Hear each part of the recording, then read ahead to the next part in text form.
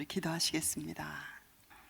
세월이 흐를수록 주님을 더욱 의지합니다.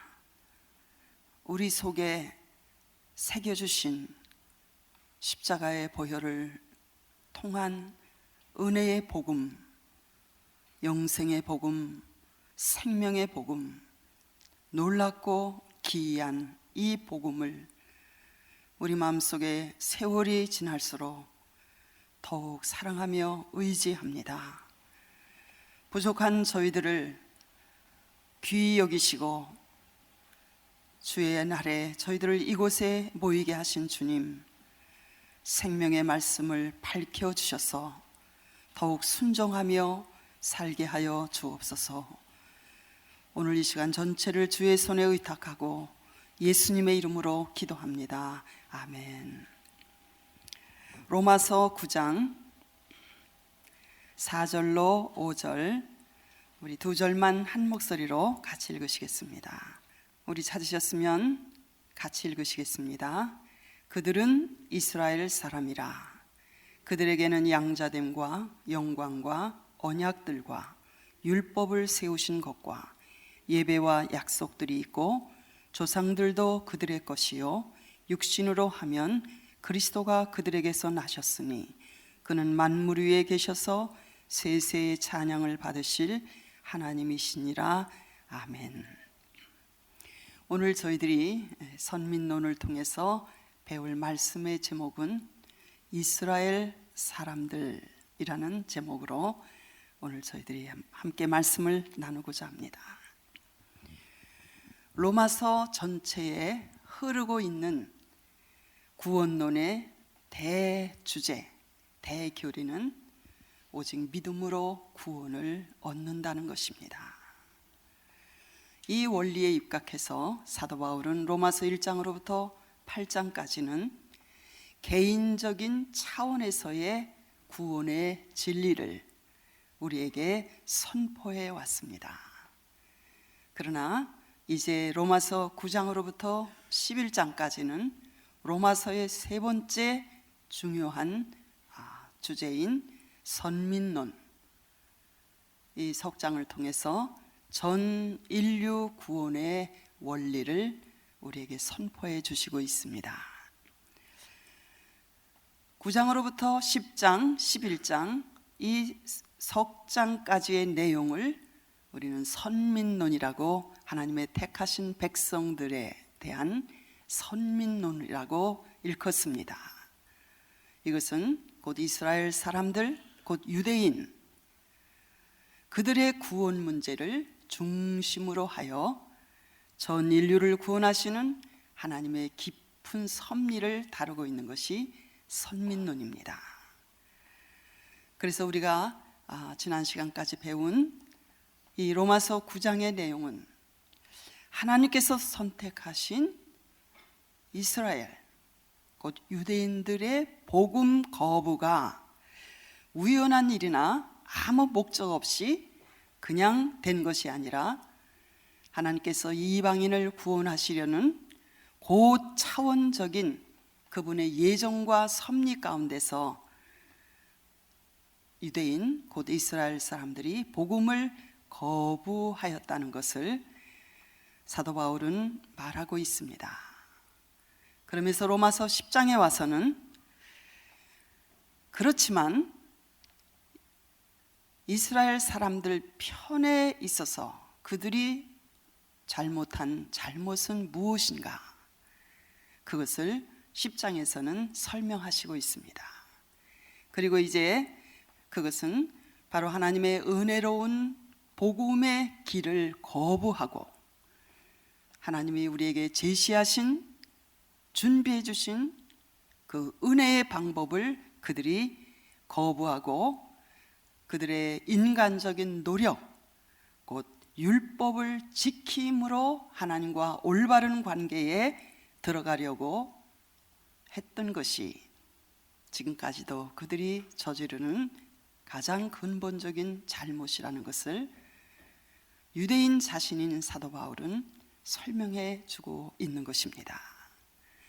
그러나 이제 11장에 들어가면 하나님의 계획은 하나님의 택한 백성인 이스라엘 사람들이 끝까지 복음을 거부하다가 그냥 버림을 받게 하시려는 것이 아니라 이방인들이 구원받는 것을 보고 저들의 마음에 시기심과 질투심을 불러 일으켜서 결국은 이방인도 유대인도 다 구원에 이르게 하시는 우주적인 전 인류를 향한 하나님의 구원의 길을 우리에게 말씀해 주시고 있습니다. 우리가 살고 있는 이 지구상에는 현재 약 73억 정도의 사람들이 살고 있는데 그 중에 유대인이 약 1,400만 명 혹은 어떤 사람은 1,500만 명이다, 그렇게 보고 있습니다. AD 70년 로마 제국에 의해서 예루살렘 성이 파괴되고 성전이 다 불타버리고 유대인들은 본토 팔레스틴 이스라엘 땅에서 추방되어 전 세계로 디아스포라되어 흩어지게 되었습니다. 그 이후로 약 1900년 혹은 2000년 만에 유대인들은 1948년 독립을 전후해서 100여 개국에서 고국에 돌아와서 민족 국가를 재건하고 오늘날과 같은 이스라엘 나라를 다시 세웠습니다. 그래서 그들을 가리켜 학자들은 죽지 않는 민족이라고 일컫기도 합니다. 정말 이스라엘은 지역적인 크기 면에서 아주 규모가 굉장히 작은 나라입니다. 남북한을 합친 것의 약 10분의 1, 뉴저지 주보다도 조금 적은 지역을 이스라엘은 영토로 가지고 있습니다. 그러나 세계를 지배하는 사상들이 바로 이스라엘을 근거지로 하고 있는데 이스라엘은 세계의 대표적인 종교인 기독교, 이슬람교 그리고 유대교의 성지입니다. 그래서 이스라엘을 가리켜 작지만 큰 나라라고 부르기도 하는데 세계의 역사, 인류의 역사는 유대인을 제외시키고는 역사 자체가 성립되지 않을 만큼 그들의 역할은 굉장히 인류 역사와 세계 역사에 있어서 중요한 부분을 차지하고 있습니다. 이스라엘은 지정학적으로 보면 유럽 대륙과 아시아 대륙과 아프리카 대륙이 세 대륙이 교차하는 한가운데 그 지점에 위치하고 있기 때문에 그 땅은 세계 강대국들의 융성과 몰락에 따라 그 땅을 지배하는 지배자가 바뀌게 되었던 것입니다. 처음에 이스라엘을 지배했던 나라는 아수르 제국이었어요. 그 다음 아수르를 멸망시킨 바벨론 제국이 지배했고 그 다음 바벨론 제국을 멸망시킨 메데 페르시아 제국이 이스라엘을 지배했고 그리고 메데 페르시아 제국을 멸망시킨 헬라의 알렉산더 대왕이 지배했고 그리고 헬라를 멸망시킨 로마 제국이 지배했고 서로마가 AD 476년에 멸망한 다음에는 저 이스탄불을 수도로 한 동로마 제국, 곧 비잔틴 제국이라고 불리우는 히랍 제국, 비잔틴 제국이 지배했고 그 다음에 아랍 셀죽 투르크가 비잔틴 제국을 멸망시키면서 아랍 셀죽 투르크 제국이 이스라엘을 지배했고 그 다음에 유럽에서 십자군 운동을 통해서 예루살렘을 점령한 라틴 십자군 제국이 예루살렘을 지배했고 그 다음 모슬렘 중에서 마메르크, 이 사람들은 전쟁에서 싸우기 위해서 아랍 사람들이 용병으로 이렇게 뽑은 노예들인데 그 살라딘을 대장으로 하는 이 마메룩 제국이 또 이스라엘을 지배했습니다. 그 다음에 오토만 터키가 이 마메룩 제국을 멸망시키면서 오토만 터키가 또 이스라엘을 지배했어요. 그리고 그 이후에는 1차 대전 이후에 영국이 바로 이 땅을 지배했던 그런 정말 파란만장한 역사를 거친 그 땅이 바로 이스라엘입니다. 예루살렘은 역사적으로 20번 포위당하고 10번 무너졌던 도시이고, 그리고 2번은 제1차 성전, 제2차 성전, 2번은 성전 바닥까지 파괴되었던 그런 피해 역사를 가지고 있습니다. 솔로몬이 건축한 제1성전과 그리고 바벨론 포로에서 70년 만에 돌아와서 수룹바벨이 재건한 제2성전이 파괴된 날이 여러 번 제가 말씀드린 대로 아이러니컬하게 같은 달 같은 일인 8월 9일입니다. 1차 성전이 파괴된 날, 2차 성전이 파괴된 날이 8월 9일, 똑같은 달, 똑같은 날에 파괴되었어요. 그래서 이 날을 유대인들은 지금도 피샤 베아브라고 부르면서 종교적인 절기로서 그날에는 이스라엘 사람들은 금식하며 그날을 기도하며 지금도 지키고 있습니다. 그들은 전 세계로 이산되어 가는 곳마다 살육과 박해를 받고 추방되었어요. 그래서 유대인의 그 중심지가 계속 이동을 했던 것입니다.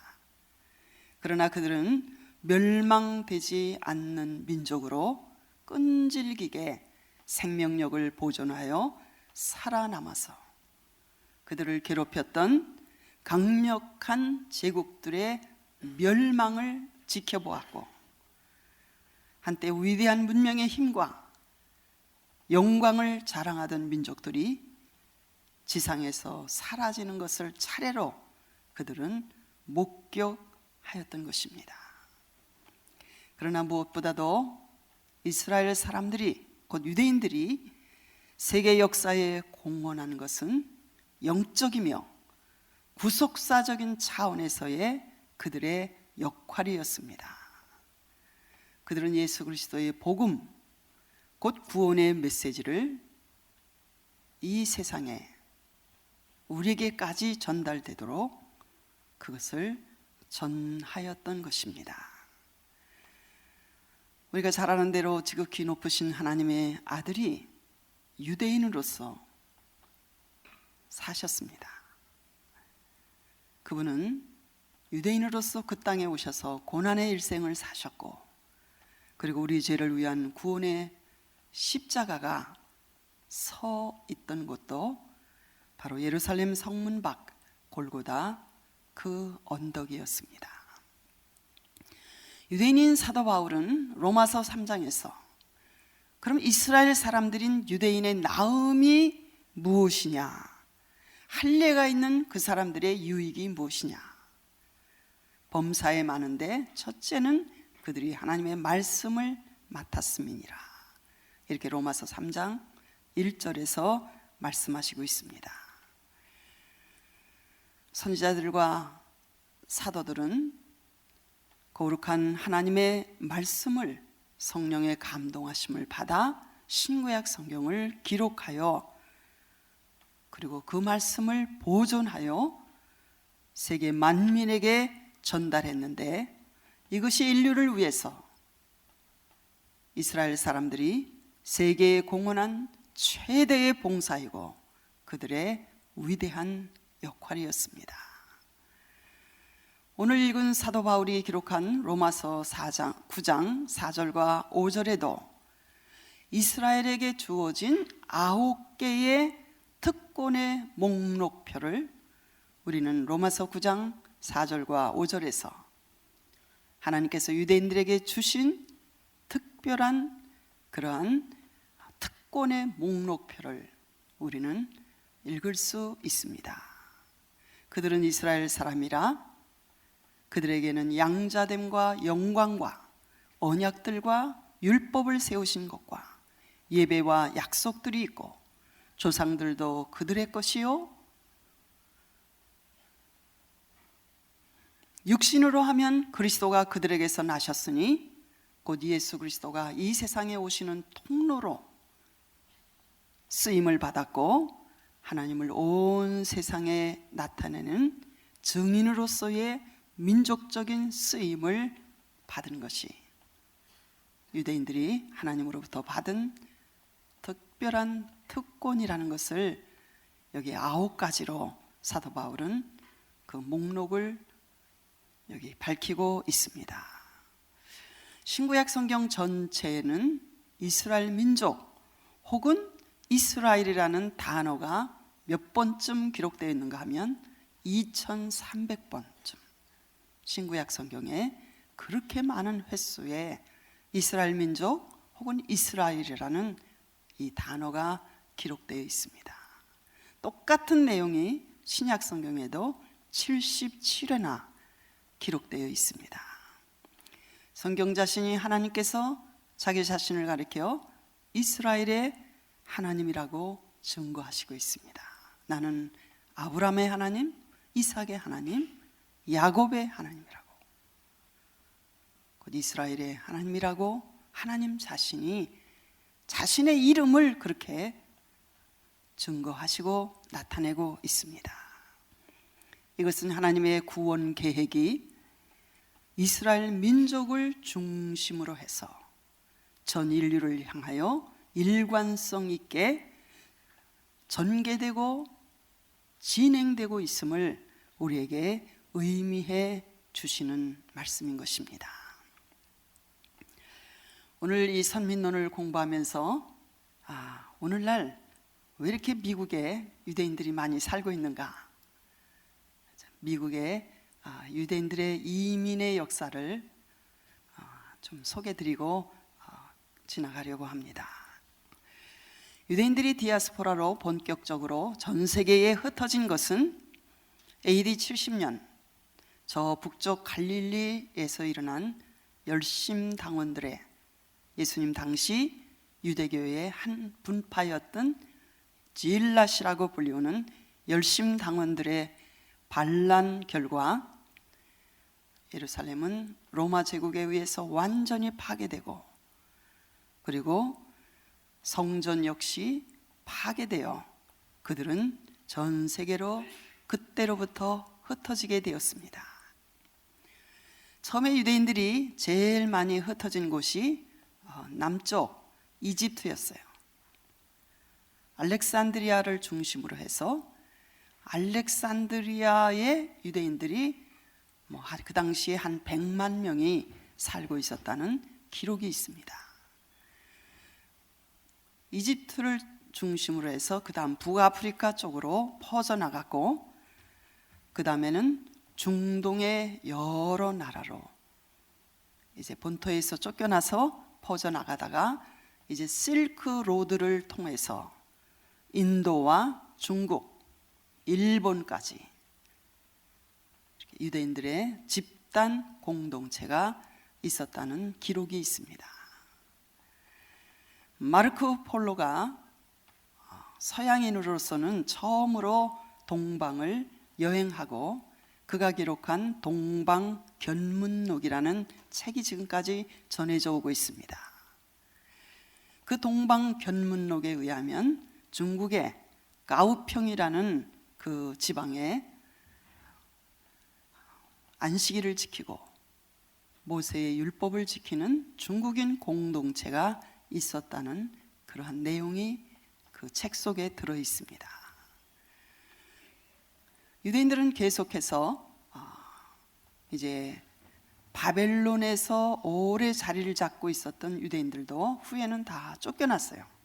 몇백 년 동안 그곳에서 자리를 잡고 살고 있다가 쫓겨나면서 그들은 스페인 쪽, 유럽 쪽으로, 그리고 네덜란드, 영국을 비롯한 유럽의 여러 나라로, 그리고 그 이후에는 러시아 쪽으로 많이 갔고, 그 다음에는 미국으로 유대인들의 중심권이 이동해 왔습니다. 이동의 원인은 박해를 받았기 때문에 한 곳에서 그냥 평안히 살 수가 없었어요. 박해를 받고 추방을 당했죠. 왜 유대인들이 그렇게 박해를 받고 추방을 당했는가 하면 다른 민족과 섞이지 않는, 동화되지 않는 민족 정신 때문에, 그리고 그들의 독특한 신앙 때문에 그들은 다른 민족으로부터, 이방인으로부터 박해를 받고 또 예수 그리스도를 죽인 민족이라고 해서 미움을 받았기 때문이지요. 2000년 디아스포라의 역사를 통해서 1948년 이스라엘이 독립하기까지 디아스포라 유대인들은 계속 이주하고 정착하고 그 다음에는 또 박해와 추방을 당하고 유대인의 중심지가 계속 이렇게 이동할 수밖에 없었던 것입니다. 현재 흩어진 유대인들의 해외의 중심지는 유대인의 제2의 가나안이라고 불려지는 이 미국입니다. 미국으로의 유대인들의 첫 번째 이민의 역사는 그렇게 오래되지 않았습니다. 1840년으로부터 1885년까지 약 45년간에 걸쳐서 처음에 대거 유대인들의 이민이 어디로부터 들어왔는가 하면 독일계 유대인들이 약 30여만 명이 미국으로 이민했습니다. 그러니까 1840년으로부터 1885년까지 약 45년간에 걸쳐서 독일계 유대인들이 약 30여만 명이 처음에 대량 미국으로 이민해 왔기 때문에 지금 미국에 살고 있는 대부분의 유대인들은 러시아계 유대인들이 많습니다. 그래서 그들의 이민 역사를 보면 길어야 4대, 5대, 6대 이상을 넘지 못하는 그런 짧은 이민 역사를 가지고 있습니다. 두 번째, 많은 유대인들이 미국으로 대거 이민해 온 그런 계기가 있었는데 그것이 1881년 러시아의 황제, 러시아에서는 황제를 짜르라고 부릅니다. 이 짜르라는 단어는 로마 황제 가이사, 그 가이사를 러시아식으로 부르니까 짜르라고 부른 거예요. 그래서 러시아의 짜르 곧 알렉산더 2세가 암살을 당했어요. 그때 유대인들이 암살 배후로 의심을 받게 되어서 러시아에 살고 있었던 유대인들에게 너무나 무서운 피해 학살이 일어났고 유대인들의 삶과 재산을 위협했습니다. 그때 일어난 박해를 가리켜 러시아어로 포그롬이라고 불러요. 이것은 대박해, 폭력적으로 파괴시킨다는 러시아 말입니다. 포그롬, 신문에서나 TV나 인터넷을 보시다가 포그롬이 나오면 이건 러시아에서 유대인들을 무섭게 습격하고 방어하고 이런 살육했던 박해를 의미하는구나, 이렇게 아시면 좋을 것 같습니다. 1881년부터 1921년까지 오데사라는 지역에서 처음 이 포그롬이 시작되어 가지고 조직적으로 유대인들을 습격하고 박해를 했어요. 그 당시에 러시아도 러시아 정교회, 그러니까 기독교 국가였죠. 근데 그런 무서운 박해를 받으면서 그 당시에 19세기 말부터 1917년까지 이 박해를 피해서 러시아에 있던 유대인들이 또 동유럽으로 많이 도망을 갔고 그 동유럽에서 흩어져 살던 유대인들이 약 260만 명이 그 당시 미국의 이민 관문인 우리가 살고 있는 이 뉴욕 앨리스 아일랜드, 저 스테틀랜드, 저 스테튼 아일랜드 근처 조그만 섬 있죠? 그 관문, 이민 관문을 통해서 약 260만 명의 유대인들이 미국으로 이민을 왔습니다. 어떻게 그렇게 많은 사람들이 올 수 있었을까요? 왜냐하면 19세기 말까지 구소련 러시아에는 약 600만 명의 유대인들이 살고 있었습니다. 그러니까 그 박해를 피해서 또 러시아와 동유럽에 흩어져서 살고 있던 유대인들이 약 260만 명이 앨리스 아일랜드를 통해서 미국으로 이제 이민을 오게 되었죠. 근데 그들의 모습이 너무 초라하고 더러워서 이민 관리들이 너무 놀랬다는 그런 일화가 전해 내려오는데, 그들이 정착한 곳이 주로 맨하탄, 뉴욕 맨하탄의 로어 이스트 사이드에 정착을 했습니다. 그래서 지금 그 증권가가 있는 월 스트리트 그쪽이 다 그 사람들이 정착해서 일구어낸 곳입니다.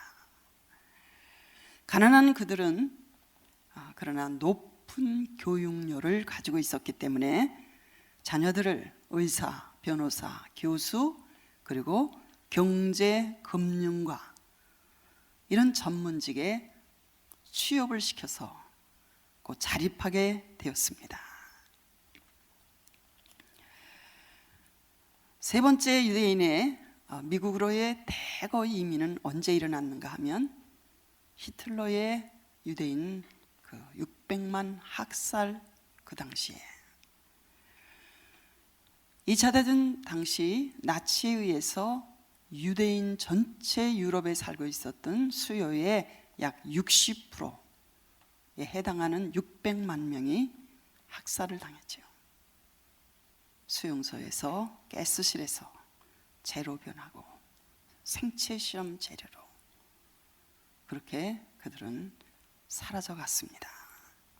그 박해를 피해서 1935년부터 1945년까지 약 10년에 걸쳐서 유럽의 각 지역의 유대계 최고 지식인들, 전문인들, 이 두뇌들, 아인슈타인을 비롯해서 바로 그때에 나치의 박해가 시작할 때 그들은 약 10만 명이 유럽에 발달된 학문과 과학 예술 그리고 기술 이런 모든 것들을 그대로 가지고 와서 미국에 이식을 시켜서 오늘날 미국 발전의 큰 역할과 밑거름이 되었던 것입니다. 이 10만 명의 두뇌들이 빠져나가기 전에는 그 당시에 독일 사람들이 노벨상을 제일 많이 받았는데 유대인들이 빠져나가고 나서는 독일 사람들이 유대인 그 노벨 물리학상이라든가 화학상이라든가 이런 학문적인 상을 받는 숫자는 팍 줄어버리고 말았어요. 아주 소수에 불과하게 되었습니다. 현재 미국에 살고 있는 유대인의 인구는 통계를 보면 전체 인구의 수가 유대인의 수가 600만 내지 650만 명이 지금 미국에 살고 있는데 유럽, 특별히 뉴욕에 제일 많이 퍼져서 살고 있습니다. 지금 유대인 중에서 예수 그리스도를 하나님의 아들로 자기의 구주로 영접하고 믿는 사람들이 많이 있어요. 그들을 가리켜 메시아닉 주다 혹은 빌리버 믿는 자들이다 이렇게 일컫습니다. 한마디로 유대 크리스찬들을 가리키죠. 예수를 믿는 모든 사람들을 가리키는 단어가 메시아닉 주다 혹은 빌리버다, 유대 크리스찬이다 이렇게 그들을 일컫습니다. 미국에는 유대인들이 이 복음을 영접하고 예수 그리스도를 그들의 구주로 받아들이는 그런 부흥이 언제 일어났는가 하면 1960년대와 1970년대에 크게 큰 부흥이 일어났어요. 그 당시에 월남 전쟁이 한창 지루하게 계속되었고, 미국 안에서는 반전 운동이 젊은 사람들을 중심으로 해서 일어났을 때, 우리가 기억하는 1960년대 70년대 히피 운동이 일어났죠. 그 히피 가운데 유대인들이 많이 있었다는 거예요. 지금 그 히피 운동이 끝났지요. 근데 그 히피 중에 유대인들이 많이 있었는데, 그들 중에서 예수 그리스도를 영접하고 믿는 사람들이 많이 생기게 되었다는 것입니다. 지금 현재 미국 안에는 예수님을 믿는 유대인들이 약 30만 명이 살고 있습니다. 이스라엘 안에는 우리가 정말 어제 제가 신문을 보고 깜짝 놀랐는데요. 그래서 신문을 좀 봐야 돼요. 인터넷만 가지고는 이런 자세한 정보를 받을 수가 없어요. 바티칸 그 교황이 유대교는 더 이상 개종의 대상이 아니다. 이제 그 2000년간 캐톨릭이 유대인들을 굉장히 박해했잖아요. 스페인 같은 데서는 그 이세벨 여왕이 권력을 잡으면서 유대인들을 전부 캐톨릭으로 개종시키려고 애를 썼습니다. 개종하지 않으면 다 불이익을 당하고 죽임을 당했어요. 그들은 가지고 있었던 토라나 이런 것들은 다 불태워졌고, 그리고 개종하지 않은 유대인들을 약 5만 명 중에서 4만 명을 화형을 시켰어요. 지금도 그 톨레도라는 그 고대에 스페인이 이렇게 지배하고 있었던 그 당시의 수도였어요. 톨레도라는 도시가. 거기를 가면 이렇게 퍼블릭 플레이스가 있는데, 큰 플레이스가 있습니다. 광장이죠. 거기서 유대인들을 수없이 화형을 시켰어요.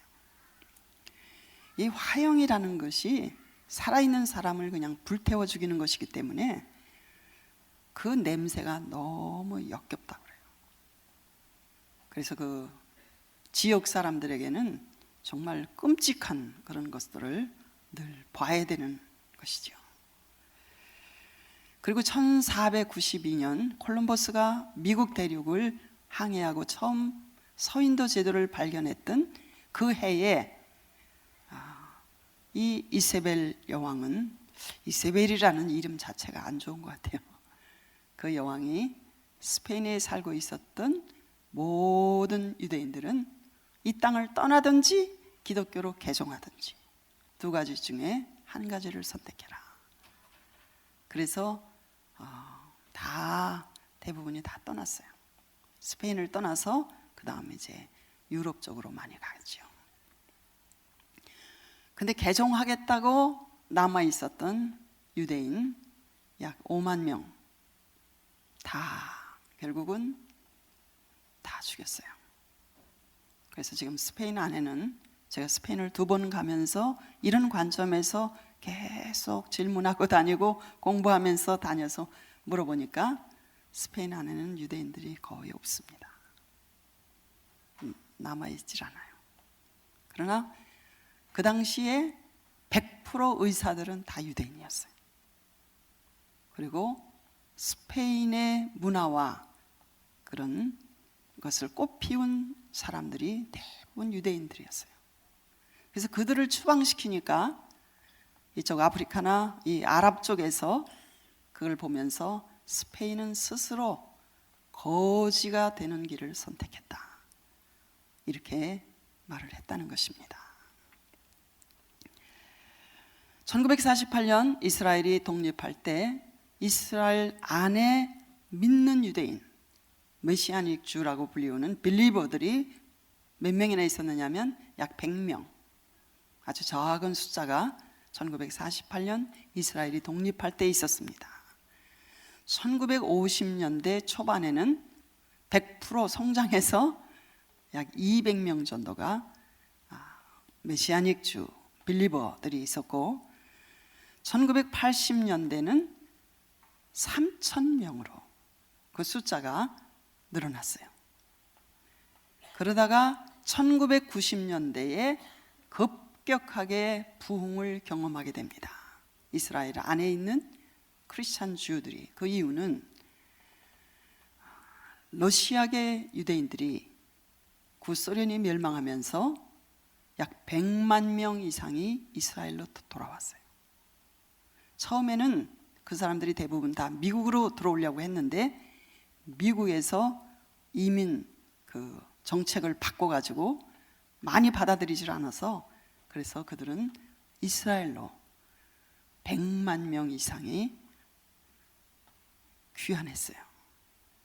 그래서 러시아에서 그러니까 러시아 정교회를 믿던 크리스찬들이 이제 이스라엘로 많이 이제 들어오게 되니까, 지금 이스라엘 안에 그 메시아닉 주들이 굉장히 부흥을 해서 지금 2015년에는 약 3만 명의 크리스찬들이, 유대인 크리스찬을 말합니다, 지금 되어 있고, 이스라엘에 이렇게 모이는 하나님을 예배하고 찬양하고 예수 그리스도를 구주로 고백하는 그들의 모임이 약 150개 정도가 정규적으로 예배를 드리고 있고, 많은 회중들이 모이는 곳은 300명이 모이는 곳도 있고, 어느 한 군데는 500명 이상이 함께 모여서 이제 예배를 드리고 있다는 이야기를 들었습니다. 저 지중해 변에 나타니아라는 독립의회에 생긴 새로운 신도시가 있어요. 제가 이스라엘을 개인적으로 갈 때마다 꼭 그 도시를 방문합니다. 이 나타니아라는 이 해변 도시가 있는데, 그곳에 이스라엘 칼리지 오브 더 바이블이라는 신학교가 1990년도에 세워졌어요. 그래서 이제 이렇게 목회자들을 양성하는 신학교입니다. 1990년에 세워져서 지금까지 한 150명 정도 신학생들이 계속 그곳에서 공부하고 사역자로 준비하고 있습니다. 누가 뭐래도 성경은 하나님께서 이스라엘 민족을 그의 뜻 가운데서 선택하셨다고, 너희는 나의 택한 백성이다. 내가 너희를 택한 이유는 너희가 수요가 많아서도 아니고, 너희가 무슨 훌륭해서도 아니라, 다만 내가 너희를 사랑함으로 하나님의 주권적인 선택에 의해서, 비록 소수 민족이지만 아브라함의 자손들인 그들을 선택하셨다고 말씀하시고 있습니다. 그들은 하나님의 섭리 속에서 독특하고 특별한 위치를 차지하고 있어서 이스라엘처럼 하나님을 알 수 있는 특권을 가졌던 민족은 어느 민족도 없었습니다. 그럼에도 하나님의 아들이 이 세상에 오셨을 때 그들은 예수님을 배척했고 주님을 십자가에 못 박으라고 그들의 조상이 신약시대 당시, 예수님 당시에 소리를 질렀지요.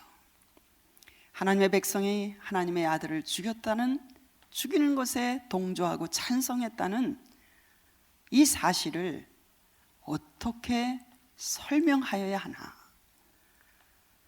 사도 바울은 그리스도의 복음을 받아들임에 있어서 이스라엘보다 이방인이 훨씬 더 우세를 보였다는 것입니다.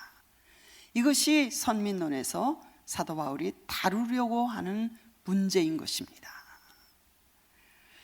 이스라엘이 예수 그리스도를 복음을 배척한 일에 대해서 우리가 배운 로마서 9장에서는 하나님의 주권적인 선택이라는 관점에서 그것을 사도 바울은 관찰하고 9장에서 기록했어요. 그런데 이제 저희들이 공부하는 이 로마서 10장에서는 동일한 사실에 대해서 로마서 10장에서는 인간의 책임이라는, 유대인들의 책임이라는, 이스라엘의 책임이라는 그러한 관점에서 사도 바울이 관찰하고 있는 것이 로마서 10장의 내용입니다. 이스라엘의 치명적인 그들의 잘못, 죄악의 근본 원인이 어디에 있었느냐? 로마서 10장 2절부터 3절에 밝히고 있죠. 우리 한번 찾아보실까요? 로마서 10장 2절부터 3절입니다. 1절부터 3절까지 같이 읽으시면 좋겠습니다. 형제들아, 내 마음에 원하는 바와 하나님께 구하는 바는 이스라엘을 위함이니 곧 그들로 구원을 받게 함이라. 내가 증언하노니 그들이 하나님께 열심히 있으나 올바른 지식을 따른 것이 아니니라. 하나님의 의를 모르고 자기 의를 세우려고 힘써 하나님의 의에 복종하지 아니하였느니라. 하나님의 뜻에 대한 바른 지식이 결여된 그 열심은 오히려 하나님께서 마련하신, 준비하신 구원의 길을 거부하는 것으로 그 결과를 가져오고 말았다는 것입니다.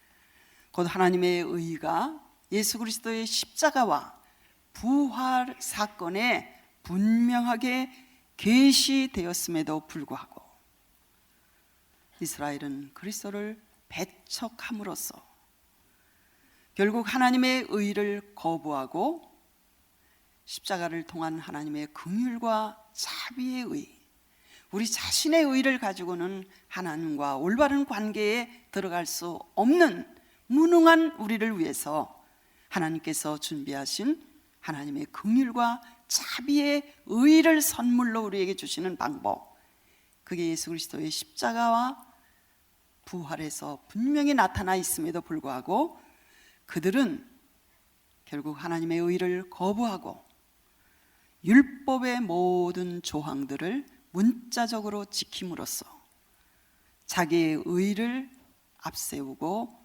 드러내고자 했던 것에 그들의 치명적인 근본 잘못이 있었다고 밝히고 있는 것입니다.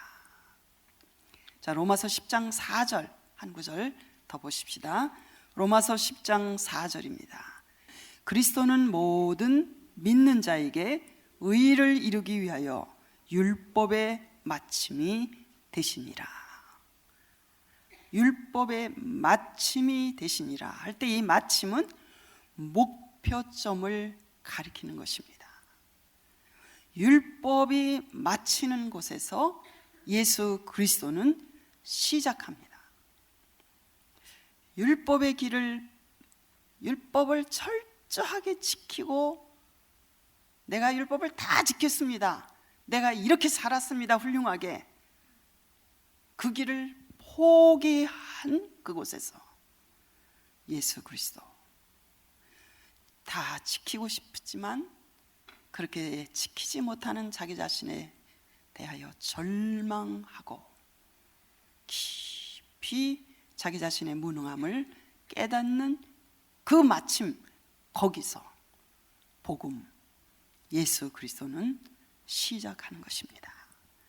그래서 율법은 곧 우리를 예수 그리스도에게로 인도하는 몽학 선생일 뿐이어서 가정교사와 같이, 유모와 같이 우리를 그리스도에게로 소개하고 인도하는 그런 역할을 하는 것으로서 우리를, 율법은 그분이 계시는 곳까지 인도하고 안내할 수 있는 것뿐이지 율법 스스로가 우리를 구원할 수 없다는 것입니다. 율법 자체는 의롭고 선한, 거룩한 하나님의 법이지만 문제는 그 율법이 우리의 거룩하지 못한, 선하지 못한 그것을 지적해 줄 수는 있지만, 알 수 있게 해줄 수는 있지만 손을 내밀어서 우리의 흠집이나 상처나 묻어있는 잘못을 닦아주고 치료해주고 그 역할은 할 수 없다는 것이죠. 거울과 같이 우리의 본래의 모습을 보여줄 수는 있지만 손을 내밀어서 닦아주지는 못한다는 것입니다. 구원은 오직 그 문 안에 계신 예수 그리스도에게만 있습니다. 이와 같이 완전치 못하고 예비적인 율법을 지킴으로 구원을 얻으려고 애를 썼던 것은 그리스도가 오시기까지만 한번 유대인들을 선택하셔서 충분히 한번 해봐라, 충분히 한번 실험해봐라, 너희가 그 길을 통해서 구원을 얻을 수 있는지 못 얻을 수 있는지. 전 인류를 대표해서 유대인들은 그 민족이 그걸 철저히 실험했어요. 그 결과 impossible 이라는 결과를 가져오게 되었고, 율법을 통해서 그리스도를 바라보도록 해주는 역할을 하였던 것입니다. 그런데 이제 그분이 오셨고 누구든지 그분을 믿기만 하면 참된 하나님의 의를 선물로 우리가 받게 되었는데, 여전히 이스라엘 사람들은, 유대인들은 이 행위의 의, 율법을 지킴으로 의롭다함을 받으려고 하는, 거기만 따라가고 쫓아가는데 이스라엘의 열심은 있지만 무지함이 여기 있었다고 사도 바울은 지적하고 있는 것입니다. 다음 시간에 이제 로마서 10장을 더 공부하고 계속해서 로마서 11장 선민론으로 계속 공부하도록 하겠습니다. 기도하시겠습니다. 자비하신 주님, 너희가 진리를 알지니 진리가 너희를 자유케 하리라 하신 주님, 우리가 온전한 지식을 갖기를 원하며 온전한 믿음을 날마다 새롭게 하기를 원합니다. 역사에서 교훈을 얻게 하시고, 또 하나님께서 성경을 통하여 또 이스라엘 민족의 역사를 통하여 우리에게 가르쳐 주시고자 하시는 그 교훈을 깊이 받아들일 수 있도록 은총을 베풀어 주옵소서. 감사하며 예수님의 이름으로 기도합니다. 아멘.